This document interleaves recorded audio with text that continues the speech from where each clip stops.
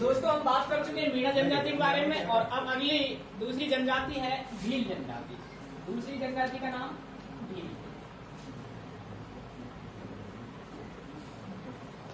तो भील की अगर उत्पत्ति की बात करें तो द्रविड़ भाषा का शब्द है, द्रविड़ भाषा के शब्द बील से हुई है, और बील का जो अर्थ होता है कमान। बील का अर्थ क्या होता है? कमान होता है। वैसे भी आपने देखा होगा भीलों का काम होता है तीरंदाजी करना, यानी कि तीर कमान चलाना। तो इनकी जो उत्पत्ति है वो बील शब्द से हुई है, जिसका अर्थ कमान होता है। राजस्थान के इतिहास के पितामह है जिनका नाम है कर्नल जेम्स टॉड। उन्होंने भीलों को वन पुत्र की संज्ञा दी है। किसकी संज्ञा दी है? वन पुत्र की संज्ञा दी है। और जी.एच. ओझा, गौरीशंकर, हीराचंद ओझा, इन्होंने इन्हें अनार्य जाति का बताया है। ठीक है ना, अनार्य जाति से बताया है। इसके अलावा और बात करें, और भी संस्कृत साहित्य में भी इनका उल्लेख है। संस्कृत साहित्य में, और संस्कृत साहित्य में इनको निषाद या पुलिंद जाति का बताया है। निषाद या पुलिंद जाति से बताया है। तो सभी लेखकों के अलग अलग मत हैं जो अलग अलग बताते हैं। ठीक है ना, अलग अलग मत है इनके। एक जी.एस. थॉम्सन, एक भीली व्याकरण, भीलों के ऊपर एक व्याकरण की रचना करती है जी.एस. थॉम्सन ने। जी.एस. थॉम्सन है या थॉम्सन, इन्होंने भीली व्याकरण की रचना की। थोड़ा सा याद रख लेना इनको, भीली व्याकरण की रचना। ठीक है ना, भीली व्याकरण की रचना जी.एस. थॉम्सन के। अब बात करें इनमें भीलों में, देखो भील शब्द से उत्पत्ति है, और कर्नल जेम्स टॉड ने इनको वन पुत्र की संज्ञा दी है। उसके अलावा निषाद या पुलिंद जाति से भी इनका संबंध माना है। कुछ इनको मारवाड़ से मानते हैं, कुछ नीग्रो जाति से मानते हैं। रेस एंड कल्चर पुस्तक है, उसमें भी इनको नीग्रो जाति से संबंध बताया है इनका, है ना। एक लेखक रॉन भी है, उन्होंने इनको मारवाड़ क्षेत्र से बता दिया है। इनका संबंध कहाँ से है? मारवाड़ से रहा है। तो ये तो शुरुआती इनके बारे में जानकारी है ना, क्या है क्या नहीं। अब हम बात करते हैं इन भील जनजातियों में जो इनमें प्रचलित जो परंपराएं या प्रथा है उनकी बात कर लेते हैं। तो उनसे पहले एक और चीज देख लेते हैं, इनके भीलों का मुखिया है ना। अब मुखिया वगैरह की बात कर लेते हैं। उसको क्या कहते हैं? गमेती या तदवी या बंसव। ठीक है ना। भीलों के जो घर होते हैं उनको कू या टापरा कहा जाता है। ठीक है ना, कू या टापरा कहा जाता है। मेढ़ाओं के घर होते हैं उनको मेवासे कहा जाता है। जैसे देखो कू, टापरा या फला है या खेड़ा है, फला खेड़ा, इनके छोटे छोटे गांव है, यानी 10 गांव है। 10 गांव के बाद में मतलब 10 घरों का घर है, 10 घरों का एक गांव है, फिर और 20 घरों का एक गांव बन जाता है। तो ऐसे छोटे, उससे बड़ा, ऐसे फला खेड़ा, है ना। तो ऐसे करके ये बड़ा रूप बनता है। तो भीलों का मुख्य गमेती तदवी बंसव कहलाता है, और इनके घरों को कू या टापरा कहा जाता है। ये दोनों कई बार पूछे जा चुके हैं पेपरों में, थोड़ा सा याद रख लेना इन चीजों पर। ये अभी पूछे नहीं गए ज्यादातर, तो आगे शायद पूछे इनके बारे में, तो इन चीजों को भी याद रखना है। अब बात करें इनकी प्रथा परंपराओं की, या इनके द्वारा वस्त्र वगैरह या क्या पहने जाते हैं। तो देखो इन भीलों को वस्त्रों के आधार पर 2 भागों में बांटा है। बिठा दो इसको, बिठा दो। यस।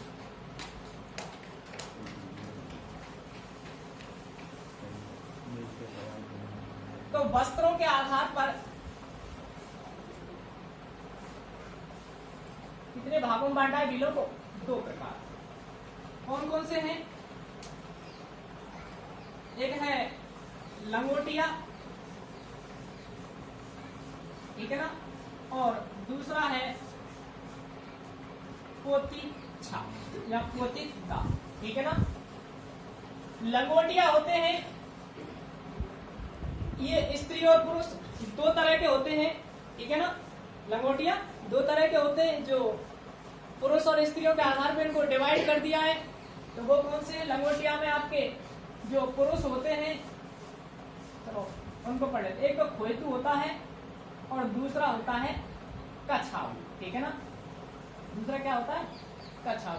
खोएतु तो पुरुषों की पहनी जाने वाली घुटनों तक धोती होती है, लंगोटी कह सकते हैं, ठीक है ना। खोएतु क्या है? पुरुषों के द्वारा पहनी जाने वाली धोती। उसके बाद में कछाऊ की बात करें तो ये महिलाओं द्वारा पहनी जाती है, ठीक है ना। महिलाओं द्वारा पहनी जाती है और ये घुटने तक क्या होती है? इनका घाघरा सा कह सकते हैं, ठीक है ना। तो वो कछाऊ कहलाता है।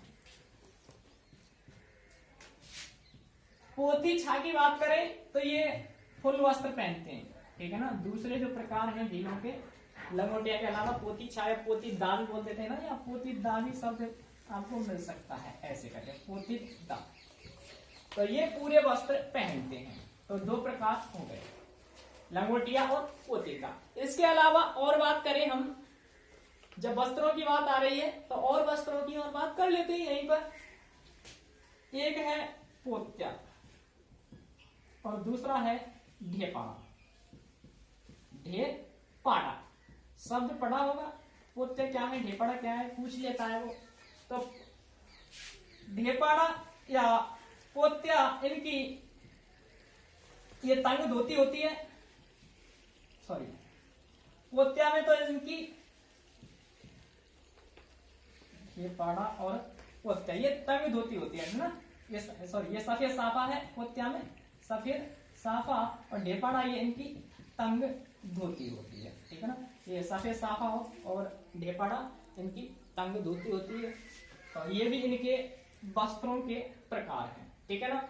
इसके अलावा और बात करें इनमें, अब इनके कुछ परंपरा या व्यवहार के प्रकार और हैं। अगर व्यवहार के प्रकार पढ़े तो व्यवहार के प्रकारों में और देख लेते हैं। व्यवहार के प्रकार,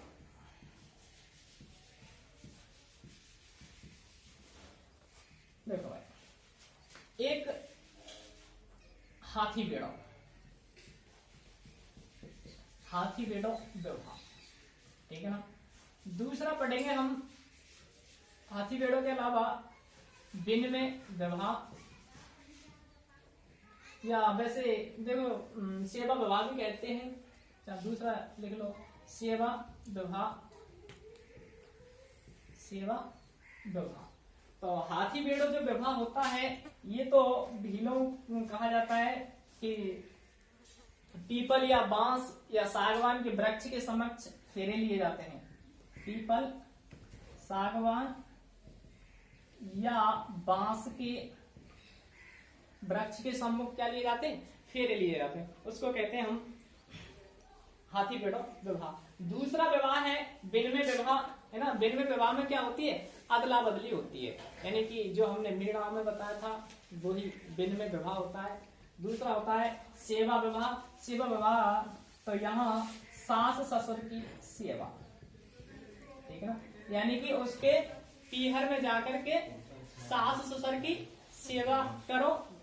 लड़की के पीहर जाकर के अगर पसंद आ जाए, अगर पसंद आ जाए तो विवाह कर लो, और नहीं पसंद आए तो छोड़ दो। ये इनके विवाह होता है, जिसे हम क्या कहते हैं? सेवा विवाह, ठीक है ना। तो ये भी रोचक विवाह है भीलों में, लेकिन अब पता नहीं इन जनजातियों में अभी चल रहे हैं या नहीं चल रहे हैं। अब विवाह पर कुछ देवी देवता भी पूजे जाते हैं, ठीक है ना। चलो उनकी भी बात कर लेते हैं, चाहे गीतों की बात कर लो। चलो, एक भराड़ी होती है, ऊपर से बिठा दूं। वस्त्रों के आधार पर दो प्रकार के होते हैं ना। चलो, भराड़ी, भराड़ी ये विवाह के अवसर पर, विवाह के अवसर पर लोक देवी का चित्र होता है ना। देवी का चित्र या देवी होती है जो बनाई जाती है, कहाँ? दीवार पर बनाई जाती है ना। एक है सिंदूरी, ये विवाह के अवसर पर सिंदूरी लाल रंग की साड़ी होती है ना, क्या होती है, लाल रंग की साड़ी, उसको कहा जाता है सिंदूरी। इसके अलावा इनके अब भाई गीत भी तो गाए जाएंगे, इनके विवाह हो गए, उसके बाद में कपड़े हो गए, है ना, उसके बाद में गीत और देख लेते हैं। गीत कौन कौन से हैं? एक है हम सीढ़ो, और एक है शू बटिया, है ना, हम सीढ़ो और शू बटिया। हम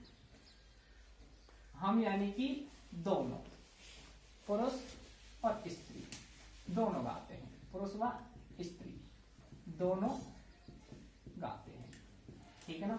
शुबटिया की बात करें तो शुबटिया अकेली बटिया, स्त्रियां, है ना, अकेली नहीं, यानी कि पुरुष नहीं है साथ में, केवल स्त्रियों द्वारा ये गीत गाया जाता है। और ये पूछ लिया गया है शुबटिया गीत किस जनजाति में गाया जाता है, तो शुबटिया गीत भील जनजाति में स्त्रियों के द्वारा गाया जाता है। हम सीढ़ो, हम का मतलब हम दोनों, ऐसे अर्थ लगा लेना, है ना, तो हम में आपके स्त्री और पुरुष दोनों आ जाएंगे, वो इनके द्वारा, भीलों के द्वारा ही किया जाता है, ठीक है ना।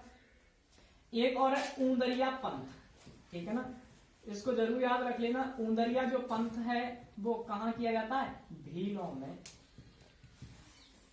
में प्रचलित है, ये याद रखना इसको, ये भी पूछा जा चुका है, क्योंकि ये कुछ प्रथाएं होती हैं, परंपराएं होती हैं, इनको वो पूछ लेता है। तो बहुत आएंगे जनजातियां, उनके बहुत प्रथाएं होंगी जिनके बारे में हम नहीं जानते हैं अधिकतर, लेकिन पता है, देखो कोई भी जनजाति कितनी प्रथाएं होंगी, क्या उनके समाज में चल रहा है, तो वो बहुत कुछ होता है। तो ये ऊंदरिया पंथ है जो भीलों में प्रचलित है। इसके अलावा और कुछ शब्दावली देख लें इनमें। चलो अब खेती क्यारी की बात कर लेते हैं, खेती कृषि, कृषि। देखो कृषि की बात करें तो ये भी स्थानांतरित कृषि या झूमिंग कृषि करते हैं, लेकिन यहाँ अंतर है भीलों में, ठीक है ना। जैसे एक है चिमाता, ठीक है ना, और दूसरी है झूमती, या इसको दूसरा नाम और है दजिया, झूमती या दजिया। चिमाता और झूमती, देखो ये स्थानांतरित कृषि, ट्रांसफॉर्मिंग एग्रीकल्चर या झूमिंग कृषि का ही प्रकार है। पहले तो झूमती को देख रहे हैं ना। झूमती ये मैदानी भागों में की जाती है, कहाँ की जाती है? मैदानी भागों में। दूसरी चिमाता है, ये पहाड़ी ढालों पर की जाती है। दोनों जो है ये किसके प्रकार हैं? झूमिंग कृषि के प्रकार, है ना। किसके अंतर्गत आते हैं? झूमिंग कृषि। झूमिंग कृषि तो काफी पढ़ी होगी, अलग अलग क्षेत्रों में अलग अलग नाम होते हैं, झूमिंग कृषि या स्थानांतरित कृषि भी कहते हैं। अब यहाँ ये तो हम याद कर लेते हैं कि चिमाता और झूमती या दजिया ये कृषि के प्रकार है, लेकिन थोड़ा सा हम कंफ्यूज रह जाते हैं कि ये मैदानी भागों में है या पहाड़ी ढालों में कौन सी है। तो ऐसा याद रख लेना कि झूमती यानी कि झूमेगी, तो ढाल पे तो झूमेगी नहीं भाई, पहाड़ी ढाल पे तो झूमेगी नहीं, झूमेगी तो गिर पड़ेगी। तो झूमेगी कहाँ? जहाँ समतल मैदान होगा वहीं तो झूमेगी, नाच गाने वहीं तो करेंगे।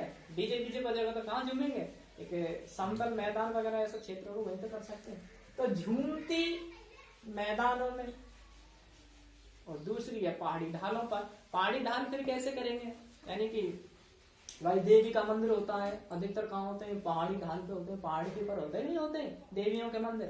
तो आप ऐसे याद रखेंगे, पहाड़ी ढालों पे चिमाता, माता कहाँ? पहाड़ों पर, ढालों में, है ना। तो ऐसे इनको याद रख लेना। तो ये कृषि के प्रकार हैं। इसके अलावा और भी शब्दावली, इनको मिटा देता हूं, फिर अब हम शब्दावली पढ़ते हैं। और भी इसमें कुछ शब्दावलियां हैं, भीलों में ज्यादा शब्दावलियां हैं। चलो, एक है काट्टा, ठीक है ना, ये इनका मृत्यु भोज होता है। क्या होता है, मृत्यु भोज होता है। और उसके अलावा एक पाखरिया होता है।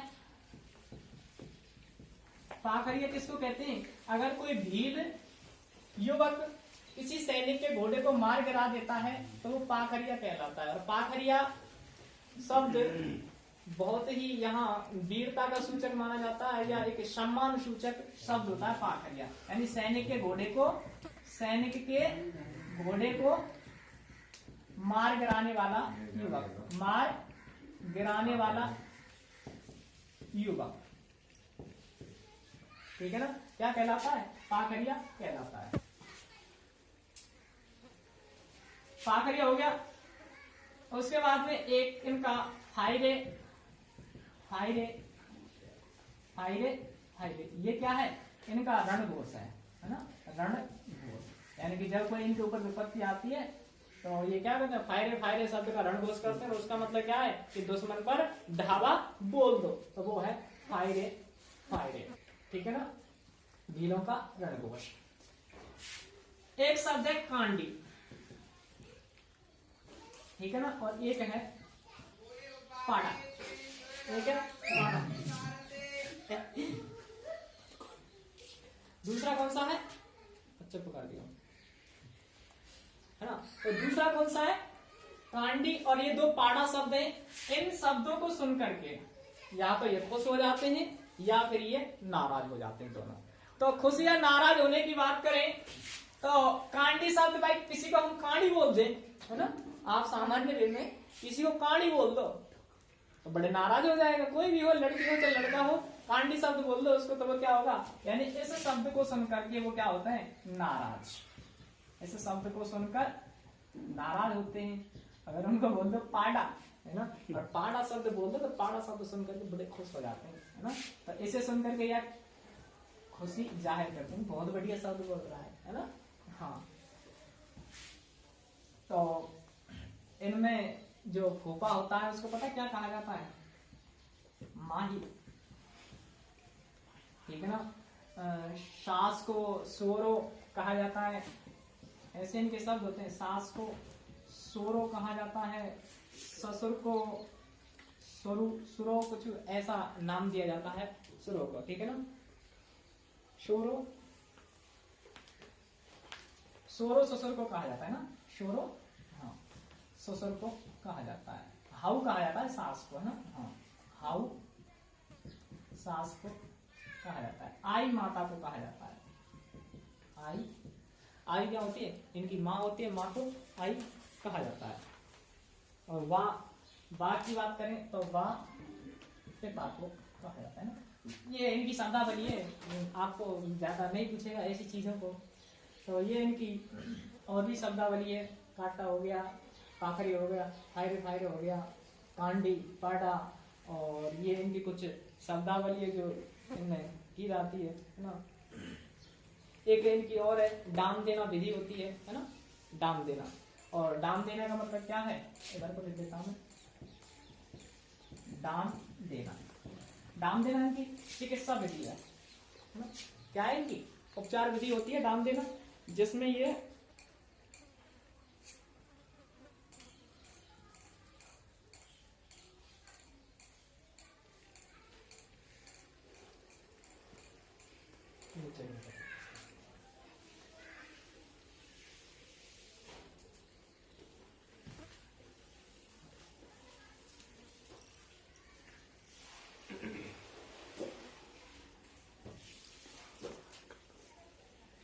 अगला है डाम देना। तो डाम देना के बारे में हमने बात की कि ये क्या है, इनकी उपचार विधि है ना, उपचार विधि। और डाम देना इसमें ऐसा कहा जाता है कि अगर आप एक बार ट्रीटमेंट ले लें ऐसा, तो दोबारा आपकी बीमारी है ना, यानी कि इस ट्रीटमेंट का इलाज का नाम सुनते आपकी बीमारी है ना वो दूर भाग जाएगी। आप नाम भी नहीं लेंगे कि हमारे कोई बीमारी है या कोई परेशानी है। तो क्या होती है ऐसी उपचार विधि, क्या है भाई ऐसा फिर इसमें, तो ऐसा कहा जाता है कि ये डाम देना, इसमें कोई जो मटके वगैरह इनकी जो खिपड़ी होती है ना, जो उनको क्या है कि ये गर्म करते हैं, जहाँ दर्द होता है या जहाँ ज्यादा परेशानी होती है तो ये ऐसा कहा जाता है कि उस जगह पर लगाते हैं उसको गर्म करके, ठीक है ना, तो वो होती है डाम देना। तो ऐसे करके ये दर्द भगाते हैं। हाँ, उसके अलावा इनकी एक मावड़ी है। मावड़ी क्या है? भीलों द्वारा तैयार शराब, है ना।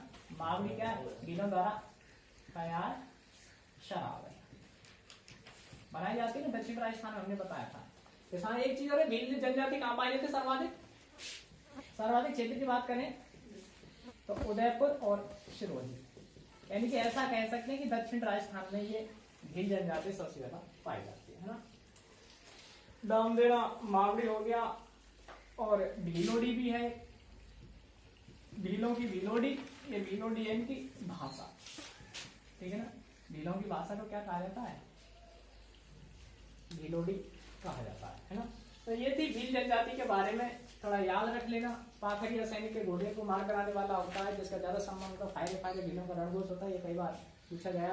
कांडी पाडा ये दो शब्द हैं जिनको सुनकर के या तो खुश होते हैं या नाराज हो जाते हैं। कांडी का मतलब होता है गाली देना मानते हैं ये, और तो इसको सुनकर के नाराज होते हैं, और पाडा शब्द सुनकर के खुश हो जाते हैं। उसके अलावा देख फूफा को माही कहा जाता है, सोर को ससुर कहा जाता है, हाउ को सास कहा जाता है, आई को माँ कहा जाता है, वाह को पिता कहा जाता है इनमें। उसके अलावा जैसे दाम देना, ये क्या इनके उपचार विधि है। माम भी क्या इनके द्वारा तैयार की गई शराब होती है। और भीलोड़ी इनकी भाषा होती है। कांटा क्या है इनका मृत्यु भोज होता है। सिंदूरी क्या है लाल रंग की साड़ी होती है। पराड़ी इनकी लोक देवी जो ये विवाह के अवसर पर जिसका चित्र बनाते हैं। उसके अलावा कृषियों के प्रकार पड़े थे, जो झूमी कृषि के प्रकार होते हैं, जिनमें चमाता आता है और एक आता है चमाता और झुमतिया दजिया। चमाता पहाड़ी ढालों पर की जाती है, और झुमतिया दजिया मैदानों में की जाती है, मैदानी भागों में की जाती है। तो ये थोड़े भील जनजाति से संबंधित उनकी प्रथा थी। वैसे इनमें सेवा विवाह के अलावा और हरण विवाह भी होता है, जो अपहरण करके ले जाते हैं या भगा कर ले जाते हैं, वो हरण विवाह होता है। तो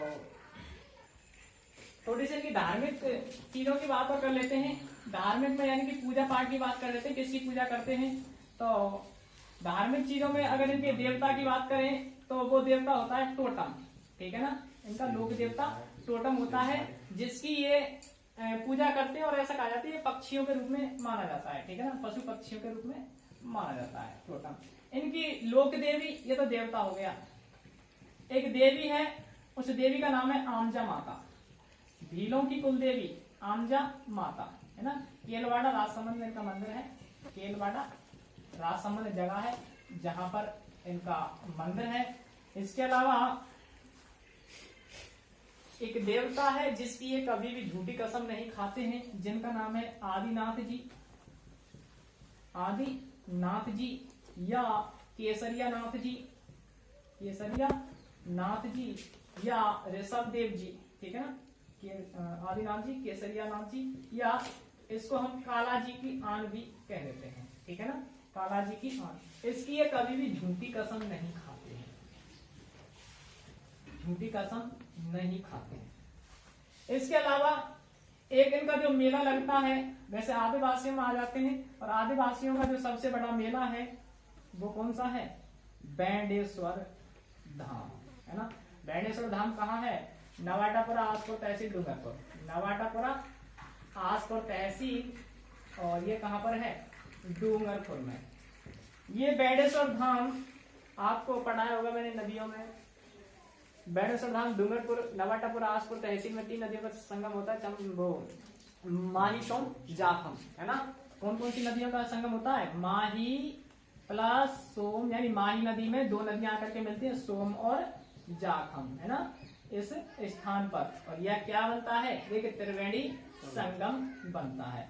और देखो ये आपको त्रिवेणी संगम में भी याद करना पड़ेगा, तो इसको भले एक ट्रैक है जिसके माध्यम से आप याद कर सकते हैं। माँ सो जा, ठीक है ना। माँ शो जा, तो माँ से माही, सो से सोम, और जा से जाखम या सोजा माँ, ऐसे याद रख लेना। उससे आपको याद रखेंगे बेंडेश्वर धाम डूंगरपुर में 3 नदियां मिलती हैं, माही सोम जाखम, माँ सोजा। अब यहाँ बेंडेश्वर धाम, यहाँ मेला लगता है भीलों का या आदिवासियों का भी कह सकते हैं हम। माघ का महीना होता है, पूर्णिमा को इनका मेला लगता है, और इसे हम आदिवासियों का कुंभ कहते हैं। क्या कहते हैं? आदिवासियों का कुंभ, आदिवासियों का कुंभ। यहाँ जो पूजा की जाती है बेंडेश्वर धाम में, वो शिवलिंग की पूजा की जाती है। किसकी? शिवलिंग की पूजा की जाती है, और वो भी कैसा, खंडित शिवलिंग। 5 जगह से टूटा हुआ है ये शिवलिंग, जिसकी पूजा की जाती है आदिवासियों के द्वारा, आदिवासियों में भील। ठीक है, तो ये था बेणेश्वर धाम, त्रिवेणी संगम वाला, अष्टदशी नवटपरा गांव, डूंगरपुर। अब इसके बाद में अगली पढ़ेंगे हम अगली जनजाति गरासी जनजाति, और उससे पहले जो भील जनजाति है सबसे प्राचीन जनजाति, एक चीज और याद रख लेना, ठीक है ना, सबसे प्राचीन जनजाति, और दूसरी सबसे बड़ी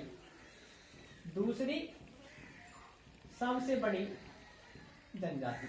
ये सबसे प्राचीन जनजाति वाला क्वेश्चन पूछा जा चुका है कि राजस्थान की सबसे प्राचीन जनजाति कौन सी, तो राजस्थान की सबसे प्राचीन जनजाति भील जनजाति है। ठीक है ना, कहीं मीणा जनजाति मत करना, क्या आप ये सोचेंगे इसका उल्लेख मत्स्य पुराण में है तो शायद सबसे पुरानी हो सकती है, नहीं, सबसे पुरानी मीणा कौन सी है, भील जनजाति है, और जनसंख्या के हिसाब से देखें तो दूसरी सबसे बड़ी जनजाति है। ठीक है ना।